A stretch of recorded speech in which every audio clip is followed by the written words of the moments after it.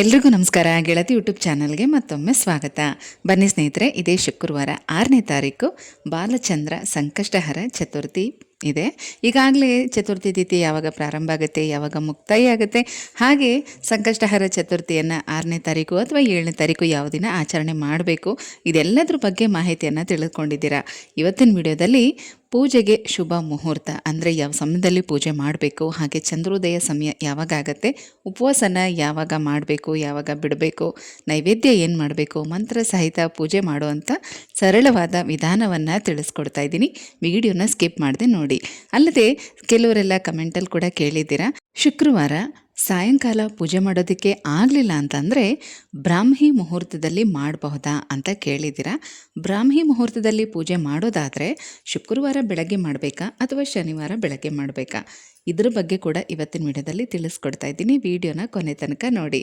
ಪಾಲ್ಗುಣ ಮಾಸದ ಕೃಷ್ಣ ಪಕ್ಷದ ಚತುರ್ಥಿ ತಿಥಿ ಈ ದಿನ ಗಣೇಶನನ್ನು ಬಾಲಚಂದ್ರ ರೂಪದಲ್ಲಿ ಪೂಜೆ ಮಾಡಲಾಗುತ್ತೆ. ಬಾಲಚಂದ್ರ ಅಂದರೆ ಶಿರದಲ್ಲಿ ಚಂದ್ರನನ್ನು ಧರಿಸಿದವನು, ಚಂದ್ರನಿಂದ ಅಲಂಕರಿಸಲ್ಪಟ್ಟವನು ಅಂತ ಅರ್ಥ.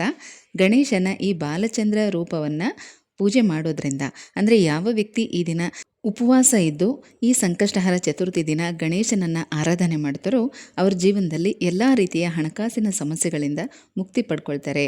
ಅಲ್ಲದೆ ಈ ಚತುರ್ಥಿ ಪೂಜೆ ಸಂತಾನವಿಲ್ಲದಂಥ ದಂಪತಿಗಳಿಗೆ ಸಂತಾನ ಭಾಗ್ಯವನ್ನು ಕೂಡ ಕರುಣಿಸುತ್ತೆ. ಇದ್ರ ಜೊತೆಗೆ ಕೌಟುಂಬಿಕ ಸಂತೋಷ, ಶಾಂತಿ, ನೆಮ್ಮದಿ ಇದೆಲ್ಲ ಕೂಡ ಪ್ರಾಪ್ತಿಯಾಗತ್ತೆ.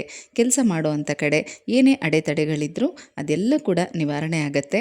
ಹಾಗಾಗಿ ಯಾರಿಗೆಲ್ಲ ಸಾಧ್ಯ ಆಗುತ್ತೋ ಅವರೆಲ್ಲರೂ ಕೂಡ ಈ ದಿನ ಸಂಕಷ್ಟಹರ ಚತುರ್ಥಿ ವ್ರತವನ್ನು ಆಚರಣೆ ಮಾಡಬೇಕು. ಉಪವಾಸ ಕಡ್ಡಾಯ ಏನೂ ಇಲ್ಲ. ನಿಮ್ಮ ಆರೋಗ್ಯ ಸ್ಥಿತಿ, ದೇಹ ಸ್ಥಿತಿಯನ್ನು ಗಮನಿಸ್ಕೊಂಡು ಉಪವಾಸನ ಆಚರಣೆ ಮಾಡಿ. ಅಲ್ಲದೆ ಈ ದಿನ ಅನ್ನ ಮತ್ತು ಈರುಳ್ಳಿ ಬೆಳ್ಳುಳ್ಳಿಯನ್ನು ಹಾಕದೆ ನೀವು ಬೇರೆ ಪದಾರ್ಥಗಳನ್ನ ಮಾಡಿಕೊಂಡು ತಿನ್ನಬಹುದು. ಹಾಗಾಗಿ ಹೇಳ್ತಾ ಇದ್ದೀನಿ, ಉಪವಾಸ ಮಾಡೋ ಅಂಥವರು ಲಿಕ್ವಿಡ್ ಐಟಮ್ಗಳನ್ನ, ಹಣ್ಣು, ಜ್ಯೂಸು ಅಂದರೆ ಹಾಲು, ಕಾಫಿ, ಟೀ, ಎಳ್ನೀರು ಈ ಥರನೂ ಕೂಡ ಕುಡ್ಕೊಂಡು ನೀವು ಉಪವಾಸ ಮಾಡ್ಬೋದು. ಯಾಕಂದರೆ ವಿಪರೀತ ಬಿಸಿಲಿದೆ, ಹಾಗಾಗಿ ಲಿಕ್ವಿಡ್ ಐಟಮನ್ನು ತೊಗೋಬೋದು. ಬನ್ನಿ ಈಗ ಪೂಜೆಯ ಶುಭ ಮುಹೂರ್ತವನ್ನು ತಿಳ್ಕೊಳ್ಳೋಣ. ಮಾರ್ಚ್ 6ನೇ ತಾರೀಕು ಶುಕ್ರವಾರ ಸಂಜೆ 5:55 ಚತುರ್ಥಿ ತಿಥಿ ಪ್ರಾರಂಭ ಆಗುತ್ತೆ. 7ನೇ ತಾರೀಕು ಶನಿವಾರ ಸಂಜೆ 7:15 ಚತುರ್ಥಿ ತಿಥಿ ಮುಕ್ತಾಯ ಆಗಿಬಿಡುತ್ತೆ. ಇನ್ನು 6ನೇ ತಾರೀಕು ಶುಕ್ರವಾರ ರಾತ್ರಿ 9:06 ಚಂದ್ರೋದಯ ಆಗತ್ತೆ. ಬೆಳಗ್ಗೆ ಸೂರ್ಯೋದಯ ಸಮಯದಿಂದನೇ ಉಪವಾಸ ವ್ರತವನ್ನು ಪ್ರಾರಂಭ ಮಾಡಬೇಕು. ಹಾಗೆ ರಾತ್ರಿ ಚಂದ್ರನ ದರ್ಶನವನ್ನು ಮಾಡಿ ಚಂದ್ರನಿಗೆ ಅರ್ಘ್ಯವನ್ನು ಕೊಟ್ಟು ಆಮೇಲೆ ಉಪವಾಸವನ್ನು ಬಿಡಬೇಕು. ಉಪವಾಸ ಬಿಡುವಂಥ ಸಮಯದಲ್ಲಿ ನೀವು ದೇವರಿಗೆ ಮಾಡಿರೋಂಥ ನೈವೇದ್ಯವನ್ನು ತಿಂದು ಉಪವಾಸ ಬಿಡಬಹುದು, ಅಥವಾ ಈರುಳ್ಳಿ ಬೆಳ್ಳುಳ್ಳಿಯನ್ನು ಹಾಕದೆ ಅನ್ನವನ್ನು ಬಿಟ್ಟು ಬೇರೆ ಪದಾರ್ಥಗಳನ್ನ ನೀವು ತಿನ್ನಬಹುದು. ಹಾಗೆ ಬ್ರಾಹ್ಮಿ ಮುಹೂರ್ತದಲ್ಲಿ ಪೂಜೆ ಮಾಡಬಹುದಾ ಅಂತ ಕೇಳಿದ್ದೀರಾ. ಬ್ರಾಹ್ಮಿ ಮುಹೂರ್ತದಲ್ಲಿ ಪೂಜೆ ಮಾಡೋದಾದರೆ ಶುಕ್ರವಾರ ಬೆಳಗ್ಗೆ ಮಾಡಬಹುದು. ಶುಕ್ರವಾರ ಬೆಳಗ್ಗೆ 5 ಗಂಟೆಯಿಂದ 6 ಗಂಟೆ ತನಕ ಈ ಸಮಯದಲ್ಲಿ ಪೂಜೆ ಮಾಡಬಹುದು. ಅಥವಾ ಮಧ್ಯಾಹ್ನನೂ ಕೂಡ, ಮಧ್ಯಾಹ್ನದ ಅಭಿಜಿತ್ ಮುಹೂರ್ತ ಮಧ್ಯಾಹ್ನ 12:10 1 ಗಂಟೆ ತನಕ ಇರುತ್ತೆ. ಇವತ್ತು ಶುಕ್ರವಾರ, ಹಾಗಾಗಿ ಬೆಳಗ್ಗೆ 10:30 12 ಗಂಟೆ ತನಕ ರಾಹುಗಾಲ ಇರುತ್ತೆ ಅಲ್ವಾ. ರಾಹುಗಾಲ ಮುಗಿದ ಮೇಲೆ 12:10 1 ಗಂಟೆ ತನಕ ಅಭಿಜಿತ್ ಮುಹೂರ್ತ ಇರುತ್ತೆ. ಈ ಸಮಯದಲ್ಲೂ ಕೂಡ ಅಭಿಷೇಕ ಮಾಡಿ ಪೂಜೆ ಎಲ್ಲ ಮಾಡಿಕೊಡಿ. ಆದರೆ ಸಂಜೆ ಮತ್ತೆ ಇನ್ನೊಂದು ಸಲ ಕೈಕಾಲು ಮುಖ ತೊಳ್ಕೊಂಡು ದೇವ್ರ ಮುಂದೆ ತುಪ್ಪದ ದೀಪ ಹಚ್ಚಬೇಕು, ತುಳಸಿ ಮುಂದೆ ಕೂಡ ದೀಪ ಹಚ್ಚಬೇಕು. ಮತ್ತು ದೇವರ ಮನೆಯಲ್ಲಿ ಗಣೇಶನ ಮುಂದೆ ಕೈ ಜೋಡಿಸಿ ಕೂತ್ಕೊಂಡು ನೀವು ಗಣೇಶನ ಮಂತ್ರಗಳು ಅಥವಾ ಗಣೇಶನ 21 ನಾಮಗಳು ಅಥವಾ ಓಂ ಗಂ ಗಣಪತಿಯೇ ನಮಃ ಅನ್ನೋದನ್ನಾದರೂ 108 ಸಲ ಹೇಳ್ತಾ ನೀವು ಗರ್ಕೆಯಿಂದ ಅರ್ಚನೆಯನ್ನು ಮಾಡಿಕೊಂಡು ನೈವೇದ್ಯವನ್ನು ಅರ್ಪಿಸಿ ಆಮೇಲೆ ಈ ದಿನದ ವ್ರತ ಕಥೆಯನ್ನು ಕೂಡ ಓದಿ ಮಹಾಮಂಗಳಾರತಿಯನ್ನು ಮಾಡಬೇಕು. ಬೆಳಗ್ಗೆ ನೀವು ಪೂಜೆ ಮಾಡಿದರೂ ಕೂಡ ಸಂಜೆನೂ ಇದಿಷ್ಟನ್ನು ಮಾಡಲೇಬೇಕು. ಯಾಕಂದರೆ ಸಂಕಷ್ಟಹರ ಚತುರ್ಥಿ ಪೂಜೆಯನ್ನು ಸಂಜೆ ಹೊತ್ತು ಮಾಡೋದ್ರಿಂದ ಕೆಲವ್ರಿಗೆ ಸಂಜೆನೇ ಅಭಿಷೇಕ ಎಲ್ಲನೂ ಕೂಡ ಮಾಡಿಕೊಂಡು ಪೂಜೆ ಮಾಡೋದು ಕಷ್ಟ ಆಗ್ಬೋದು. ಹಾಗಾಗಿ ಬೆಳಗ್ಗಿನ ಬ್ರಾಹ್ಮಿ ಮುಹೂರ್ತದಲ್ಲೂ ಕೂಡ ಮಾಡಬಹುದು. ಅಂದರೆ ಶುಕ್ರವಾರ ಬೆಳಗ್ಗೆ ಮಾಡ್ಕೋಬಹುದು. ಬೆಳಗ್ಗೆನೇ ನೀವು ಅಭಿಷೇಕ ಎಲ್ಲನೂ ಕೂಡ ಮಾಡಿಕೊಂಡು ಅರ್ಚನೆ ಎಲ್ಲ ಮಾಡಿ ಮತ್ತು ಸಂಜೆಗೆ ಇದಿಷ್ಟನ್ನು ಕೂಡ ಮಾಡಲೇಬೇಕು. ಹಾಗೆ ಕೆಲವರು ಶನಿವಾರ ಬೆಳಗಿನ ಬ್ರಾಹ್ಮಿ ಮುಹೂರ್ತದಲ್ಲಿ ಮಾಡಬಹುದಾ ಅಂತ ಕೇಳಿದ್ದೀರಾ. ಹಾಗೆ ಮಾಡೋದ್ರಿಂದ ಚತುರ್ಥಿ ತಿಥಿನೂ ಇರುತ್ತೆ, ಚಂದ್ರನೂ ಇರುತ್ತೆ. ಹಾಗಾಗಿ ಶನಿವಾರ ಬೆಳಗಿನ ಬ್ರಾಹ್ಮಿ ಮುಹೂರ್ತದಲ್ಲಿ ಮಾಡಬಹುದಾ ಅಂತ ಕೇಳಿದ್ದೀರಾ. ಮಾಡಬಹುದು, ಆದರೆ ನಿಮಗೆ ಸಂಜೆ ಪೂಜೆ ಸಿಗೋದಿಲ್ಲ. ಹಾಗಾಗಿ ಆದಷ್ಟು ಶುಕ್ರವಾರ ಬೆಳಗಿನ ಬ್ರಾಹ್ಮಿ ಮುಹೂರ್ತದಲ್ಲಿ ಮಾಡಬಹುದು. ಮತ್ತು ಸಂಜೆ ಇನ್ನೊಂದು ಸಲ ಪೂಜೆ ಮಾಡಬೇಕು. ಬೆಳಗ್ಗೆ ನೀವೆಲ್ಲ ರೆಡಿ ಮಾಡಿ ಇಟ್ಕೊಳ್ಳಿ, ಸಂಜೆ ಮತ್ತೆ ಇನ್ನೊಂದು ಸಲ ಕೂಡ ಮಾಡಬೇಕಾಗತ್ತೆ. ಪೂಜೆ ಎಲ್ಲ ಆದಮೇಲೆ ಸಮಯ ಇದ್ದರೆ ದೇವಸ್ಥಾನಕ್ಕೆ ಹೋಗಿ ಬರ್ಬೋದು. ಇನ್ನು ರಾತ್ರಿ 9:06 ನಂತರ ಚಂದ್ರೋದಯ ಆಗುತ್ತೆ. ಚಂದ್ರನ ನೋಡಿ ಅರ್ಘ್ಯವನ್ನು ಕೊಡಿ. ಕೆಲವು ಕಡೆ ಚಂದ್ರ ಕಾಣಿಸೋದಿಲ್ಲ.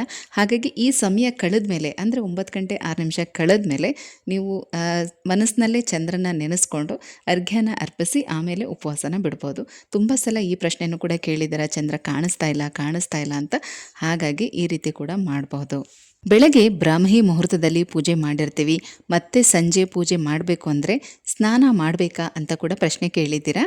ನೀವು ಕೆಲಸಕ್ಕೆ ಅಂತ ಹೊರಗಡೆ ಹೋಗೋದಾದರೆ ಸಂಜೆ ಬಂದು ಮೈ ಸ್ನಾನ ಮಾಡಿಕೊಂಡು ಇದೇ ರೀತಿ ದೇವ್ರ ಮುಂದೆ ದೀಪ ಹಚ್ಚಿ ನೀವು ಪೂಜೆ ಎಲ್ಲ ಮಾಡಿಕೊಂಡು ವ್ರತ ಕಥೆಯನ್ನು ಓದಿ ಪೂಜೆನ ಮುಗಿಸ್ಬೋದು. ಮನೆಯಲ್ಲೇ ಇರೋರಾದರೆ ಅವಶ್ಯಕತೆ ಇಲ್ಲ ಅಂತಲೇ ಹೇಳ್ತೀನಿ. ಮತ್ತು 2 ಸಲ ಸ್ನಾನ ಮಾಡೋದೇನು ಬೇಡ. ಬೆಳಗ್ಗೆ ನೀವು ಸ್ನಾನ ಮಾಡಿ ಬ್ರಾಹ್ಮಿ ಮುಹೂರ್ತದಲ್ಲಿ ಪೂಜೆ ಮಾಡಿದರೆ ಮತ್ತೆ ಸಂಜೆ ಕೈಕಾಲು ಮುಖ ತೊಳ್ಕೊಂಡು ಈ ರೀತಿ ಪೂಜೆನ ಮಾಡ್ಕೋಬಹುದು. ಅಥವಾ ಸಂಜೆನೇ ಮಾಡ್ತೀವಿ ಅನ್ನೋರು ಒಳ್ಳೆಯದೇ. ನೀವು ಬೆಳಗ್ಗೆಯಿಂದ ಉಪವಾಸ ವ್ರತವನ್ನು ಪ್ರಾರಂಭ ಮಾಡ್ಕೊಳ್ಳಿ. ಸಂಜೆಗೆ ಒಟ್ಟಿಗೆ ನೀವು ಅಂದರೆ 6 ಗಂಟೆ ನಂತರ 5:55 ಚತುರ್ಥಿ ತಿಥಿ ಪ್ರಾರಂಭ ಆಗುತ್ತೆ. ಹಾಗಾಗಿ 6 ಗಂಟೆಯಿಂದ ನೀವು ಸಂಜೆ ಪೂಜೆಯನ್ನು ಮಾಡ್ಕೋಬಹುದು. ಎಲ್ಲ ರೆಡಿ ಮಾಡಿ ಇಟ್ಕೊಂಡು ಸಂಜೆಗೆ ಅಭಿಷೇಕ ಮಾಡಿ, ಪಂಚಾಮೃತ ಅಭಿಷೇಕ ಅಥವಾ ಹಾಲಿನ ಅಭಿಷೇಕನ ಮಾಡ್ಕೋಬಹುದು. ಅಭಿಷೇಕನ ಮಾಡಿ ಆನಂತರ ಗಣಪತಿಗೆ ಗರ್ಕೆ, ಎಕ್ಕದ ಹೂವು ಮತ್ತು ಗಣಗಲೆ ಹೂವು, ಕೆಂಪು ಹೂಗಳಿಂದ ಅಲಂಕಾರ ಮಾಡಿ, ಶುಕ್ರವಾರ ಅಲ್ವಾ ಹಾಗಾಗಿ ಕೆಂಪು ಹೂಗಳಿಂದ ಅಲಂಕಾರ ಮಾಡಿ ಗಣೇಶನ ಮುಂದೆ ತುಪ್ಪದ ದೀಪನ ಹಚ್ಚಬೇಕು. ಶುಕ್ರವಾರ ಆಗಿರೋದ್ರಿಂದ ನೈವೇದ್ಯಕ್ಕೂ ಕೂಡ ಗೊಜ್ಜವಲಕ್ಕಿ ಅಥವಾ ಸಿಹಿ ಅವಲಕ್ಕಿ, ಮೋದಕ ಇದನ್ನು ಮಾಡಿ ನೈವೇದ್ಯಕ್ಕೆ ಇಡಬಹುದು. ಎಲೆ, ಅಡಿಕೆ, ಬಾಳೆಹಣ್ಣು ಇದನ್ನೆಲ್ಲ ಕೂಡ ಜೋಡಿಸ್ಕೊಳ್ಳಿ. ಒಟ್ಟಿಗೆ ಇದನ್ನೆಲ್ಲ ರೆಡಿ ಮಾಡಿ ಇಟ್ಕೊಂಡು ನೀವು ಪೂಜೆನ ಪ್ರಾರಂಭ ಮಾಡಬಹುದು.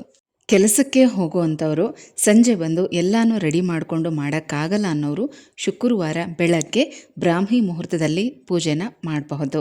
ನಿಮಗೆ ಶುಕ್ರವಾರ ಆಗಿರೋದ್ರಿಂದ ಲಕ್ಷ್ಮೀ ಪೂಜೆನೂ ಆಗುತ್ತೆ, ಜೊತೆಗೆ ಸಂಕಷ್ಟಹರ ಗಣಪತಿ ಪೂಜೆ ಕೂಡ ಆಗುತ್ತೆ.